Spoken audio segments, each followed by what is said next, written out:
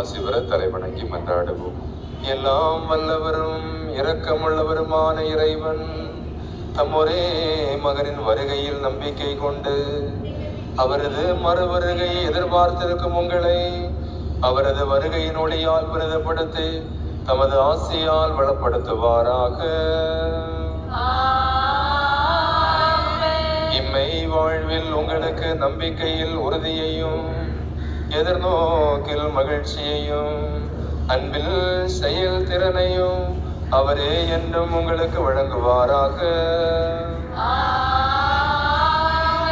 நம் மீட்பர் மனிதராகி நம்மிடம் வந்ததால் அகமகிழும் நீங்கள் அனைவரும் அவர் மீண்டும் தமது மாட்சியில் வரும்போது நிலை வாழ்வின் கொடைகளால் வளம் பெறுவீர்களாக.